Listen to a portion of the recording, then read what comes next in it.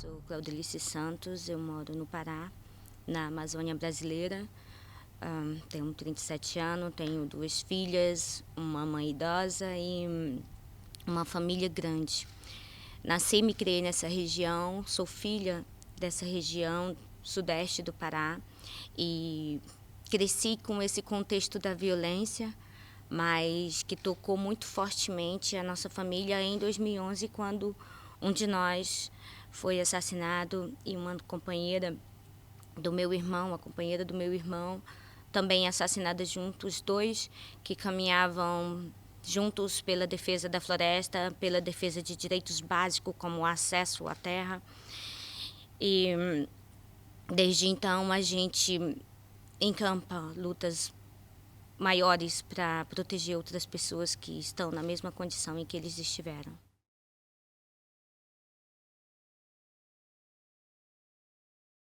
Para mim, ser uma defensora de meio ambiente, de direitos humanos, é defender a minha própria vida, é defender a minha casa, é defender o futuro das futuras gerações. A gente não é defensor de direitos humanos e ambientais porque é bonito ser. Não, é porque a gente sempre teve que lutar para conseguir os direitos básicos, inclusive dos nossos filhos continuarem vivos em nosso território, em nossas terras, com uma floresta protegida. Então, ser um defensor de meio ambiente é mais do que ser por uma ideologia ou por uma conveniência, não, é pelas nossas próprias vidas.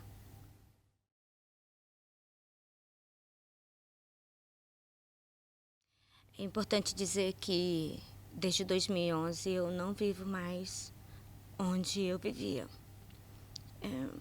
É difícil falar sobre isso porque nós vivíamos bem, tranquilos e lutando por direitos básicos. E desde 2011, quando meu irmão e minha cunhada foram assassinados, eu não posso mais viver onde eu vivia. Por questões de segurança, eu vou num dia, tenho que voltar no mesmo ou voltar no outro e usar várias estratégias para entrar e sair do assentamento que eu vivia. E era muito importante para nós vivermos lá.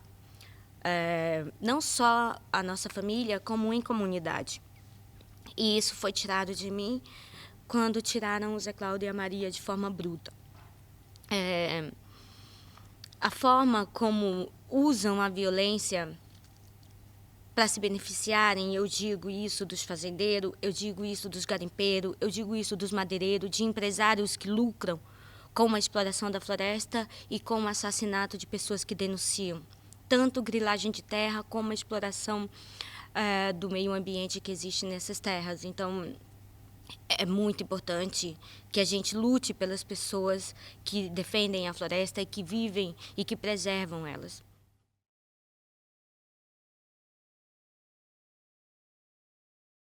Sobre isso, mas nós imaginamos que quem assassinou o Zé Cláudio e Maria, quem colaborou para o assassinato deles, estejam fazendo isso. Primeiro porque eles estão soltos, os acusados direto, inclusive condenados pelo assassinato do Zé Cláudio e da Maria. Mas nós sabemos também que não foram somente as 3 pessoas que foram acusadas e responderam perante a justiça. Eles não pensaram, eles não estrategiaram isso sozinhos. Outras pessoas também estão envolvidas e é claro que para essas pessoas, quando eu falo sobre a violência que o Zé Cláudio e a Maria sofreram, quando eu falo sobre o assassinato que eles foram submetidos cruelmente, isso é uma ameaça para eles também. Porque o ideal das pessoas que têm interesse no assassinato de defensores, o ideal é que se mate o corpo, se mate a luta, se mate a história, silencie completamente. E nós não permitimos isso. Nós mantemos a história do Zé Cláudio e da Maria vivo. Nós mantemos a memória de todos os mártires que morreram em defesa da floresta, que morreram em defesa dos direitos humanos vivos. E isso incomoda. Incomoda porque a gente mantém a história e a esperança de um mundo melhor vivo no coração das pessoas. Porque a história do Zé Cláudio e da Maria e de tantos outros defensores que sofreram, que perderam suas vidas, inspiram outras pessoas a continuar defendendo o meio ambiente, a continuar defendendo os direitos humanos.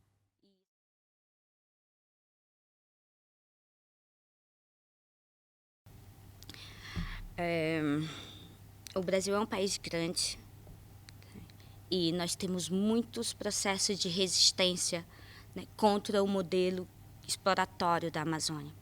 Nós temos um movimento por terra, nós temos um movimento contra os grandes empreendimentos, temos movimentos das diversas formas de resistência contra as formas de exploração da Amazônia. Porque essas formas que pensam, esses projetos para a Amazônia que existem, eles não nos consultam como isso deve ser feito.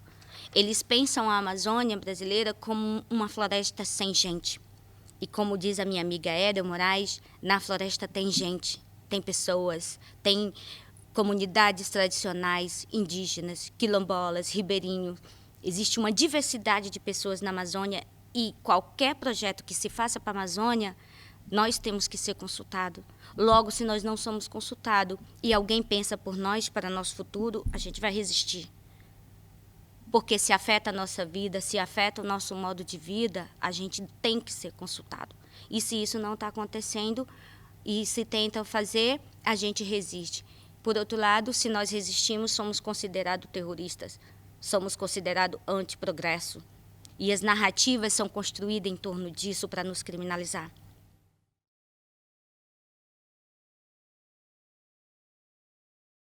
Centenas de pessoas na Amazônia que fazem o mesmo trabalho, que denunciam, que lutam, que falam das problemáticas da Amazônia e é uma espécie de pedir socorro. Quando a gente defende a Amazônia, a gente está defendendo o futuro global. Então, o que acontecer lá conosco, o que acontecer contra aquela floresta, vai afetar o mundo inteiro. Então, quando a gente consome alguma coisa que vem do Brasil, o que a gente pensa, né? Eu digo vocês aqui na Europa, ou no Reino Unido, ou nos Estados Unidos, ou na China. Como? Da onde vem? Como esse produto, ou o minério, ou o grão, ou a carne, como que isso chegou até você? Vem de fato de uma área legal? Não estou dizendo que esses produtos vêm essencialmente de lugares ilegais. Não, existe a produção legal desses produtos, mas como ele está sendo produzido? Quantas vidas estão sendo afetadas? Quantas vidas estão sendo alteradas ou até mesmo assassinadas? Ou pela expansão agropecuária, ou pela destruição da floresta através das madeireiras, dos garimpos. Como que o mundo pode olhar para essas situações, para essas causas e fazer pressão? Pressão mesmo, não só contra o Brasil, mas contra todos os estados que existem em floresta amazônica. O Brasil é enorme, tem áreas agricultáveis e que já são exploradas. Então, por que estão avançando tanto contra a Amazônia? Por que estão explorando tanto as pessoas e os nossos recursos? Lá tem pessoas, tem seres humanos que estão sofrendo com isso. As narrativas pelo progresso que são utilizadas para encobrir a forma violenta em que esses grandes projetos são feitos para a Amazônia, cobre muito, muito sangue e muito suor escravo também. Então, é uma reflexão que devemos fazer. Eu acredito que os movimentos ambientalistas pelo mundo têm cada vez mais aumentado, as pessoas têm se preocupado, mas eu penso que ainda é pouco. Nós precisamos fazer mais se nós quisermos ainda ter um futuro longo aqui nesse mundo. Nós não temos outro, nós só temos esse, então devemos cuidar dele com carinho. Mas até onde a ganância das grandes corporações, dos mais ricos, que não se importam com as pessoas, que só querem viver livre, viver de uma forma cultural ou simples como vivem as pessoas na Amazônia.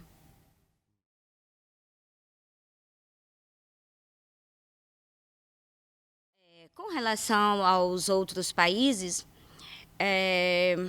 muito dos acordos econômicos que são feitos nos atinge diretamente, atinge a nossa vida diretamente. Então, esses acordos, quando eles acontecem, eu acredito que eles precisam ser melhorados e muito. Por exemplo, a Suíça sabe como é feito isso tudo desde a produção, a exportação, até chegar aqui, acompanha essa produção como acontece ou simplesmente compra, não sabe de onde veio, não sabe como é produzido isso, se tem ou não trabalho escravo, se é ou não de área de conflito.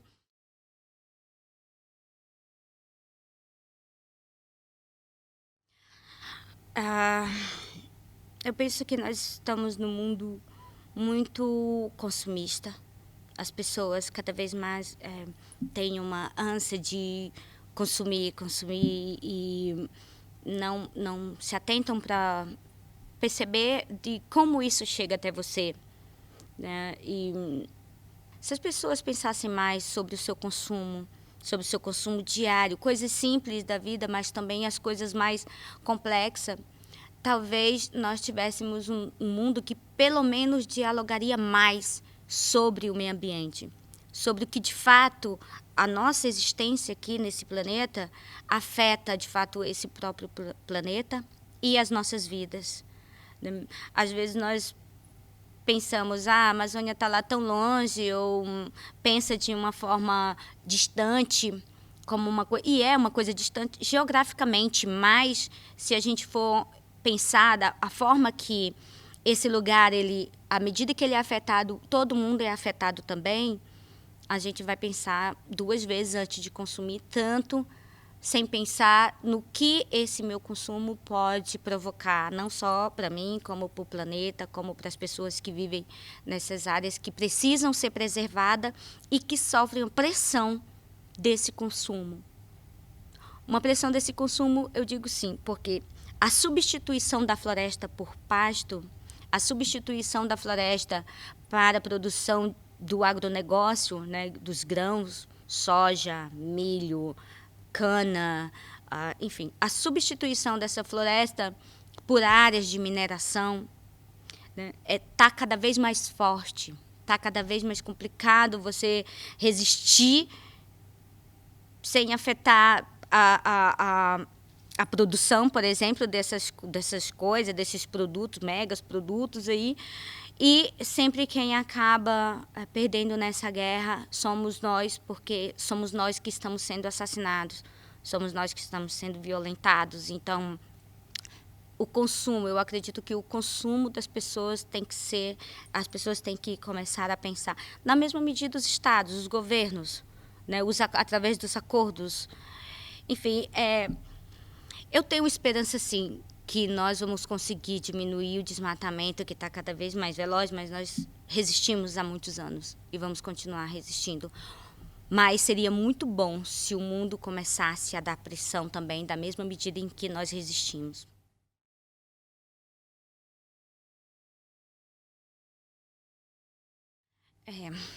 Eu penso que a gente ainda tem muitos anos de luta e resistência. Não me engano que a violência vai acabar, porque eu estou aqui falando para você que existe violência no Brasil, mas eu tenho esperança sim que a pressão global, né, principalmente no meu estado, já que eu sou de lá, para a diminuição da pressão contra a floresta vai dar certo, mas infelizmente não nesse governo. Eu não vejo o governo Bolsonaro mudando nos próximos ainda 2 anos que ele tem, nos próximos anos ainda que tem de governo Bolsonaro. Ele não tem projeto para a Amazônia, projeto que seja também para o povo, né? Infelizmente. Mas é claro que eu tenho esperança que os processos de resistência vão continuar através das minhas filhas, através dos filhos dos companheiros que resistem hoje, porque antes de nós tinha resistência, nós somos a resistência e vai haver resistência, sim, no futuro.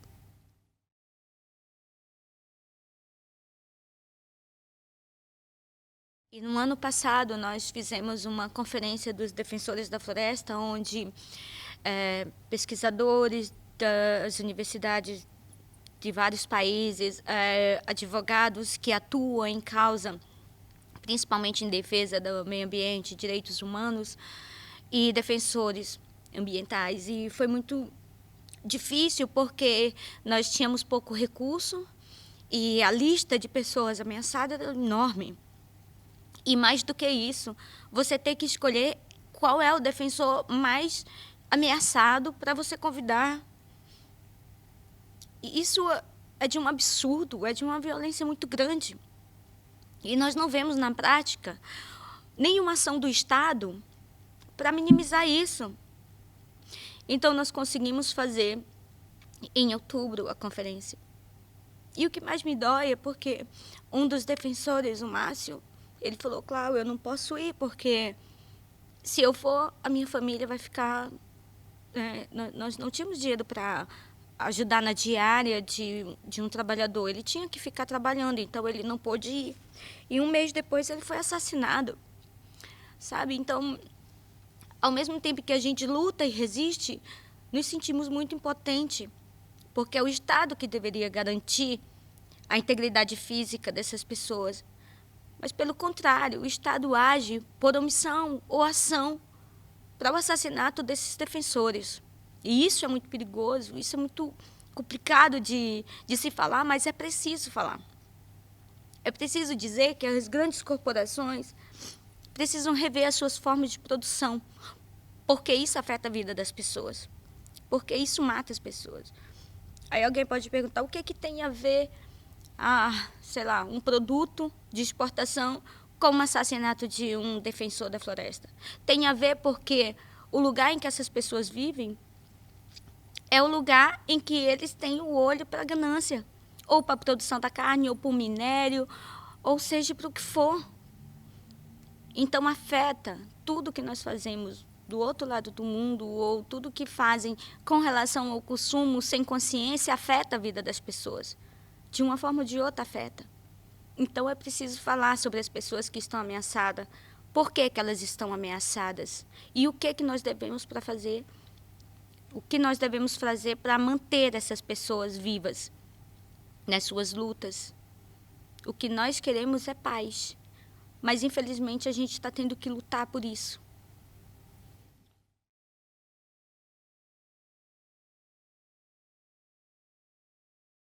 A pergunta que nós devemos fazer é: quem se beneficia com o assassinato de um defensor? Seja ele por direitos humanos, ambientais, liberdade de expressão. Quem se beneficia com isso? E geralmente nos casos que chegam à justiça, quem são as pessoas que são indiciadas? Geralmente chega no pistoleiro, na pessoa que apertou o gatilho. Geralmente chega no que fez o link entre quem encomendou e o pistoleiro. Mas nunca chega nos reais mandantes, que são quem se beneficia com o silenciamento dos defensores. Existem 3 esferas e dificilmente a justiça consegue chegar na terceira. A primeira é o pistoleiro, aquele que executa a ação. Os intermediários, que são aqueles que fazem os links, pode ser mais de um. E existe os financiadores, que no meu estado está provado que existe consórcios. Juntam pessoas que têm interesse no assassinato, dão dinheiro para isso, até chegar ao ponto de execução. E isso não fica muito claro nas investigações. As investigações, no meu ponto de vista, tem que ser muito mais profunda, tem que ser muito mais além do que somente dar uma resposta rápida para um assassinato, chegando somente nos assassinos. Tem que chegar também nas pessoas que se beneficiam com esse silenciamento. Às vezes, uma pressão demais para resolver um caso de assassinato não seja a melhor saída, porque dá uma resposta rápida que nem sempre é a resposta real. No caso do Zé Cláudio Maria, 3 pessoas indiciadas. E nós sabemos que tem mais pessoas, mas o processo já foi encerrado há vários anos, o processo já foi transitado em julgado. Não há muito o que se fazer mais. Então, o que fazemos? Existem outros casos de outros defensores que estão ameaçados de morte, que já denunciam isso. Caso aconteça o máximo que vão fazer é prender quem apertou o gatilho. Mas e quem se beneficia com esse silenciamento? Como faz?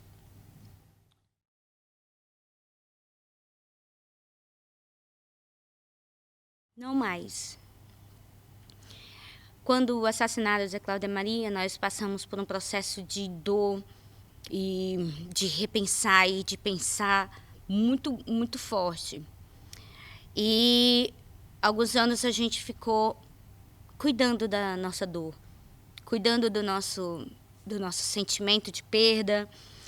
E nós vimos que isso não adianta. Que ficar quieto, que ficar silenciado não adianta. Que nós precisamos fazer algo, que a gente precisa denunciar os casos de violência, que a gente precisa denunciar a exploração da floresta. Porque o que eles realmente querem é o nosso silêncio. Se a gente ficar silenciado, eles ganharam. Eles finalmente ganharam. Lembra que eu falei que o que eles querem é matar o corpo, matar a história, silenciar a história, silenciar. É isso que eles querem. E se a gente continua a luta das pessoas que vieram antes de nós e que não tiveram medo, por que nós vamos ter medo? Por isso que não, eu não tenho medo.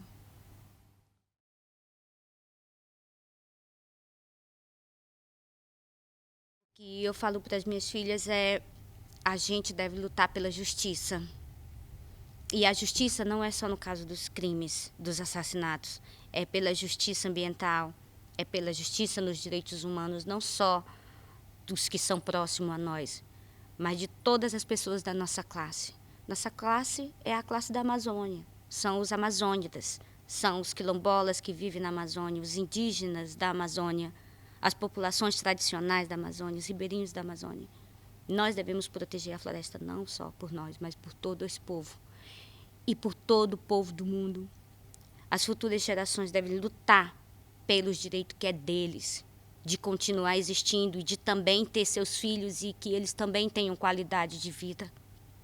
É muito egoísmo nós achar que a gente vai viver nesse mundo e que a gente vai morrer e acabou, e as futuras gerações. Então, o que eu digo para ela é: lute pelo seu futuro, lute pelo futuro dos seus filhos, das suas filhas.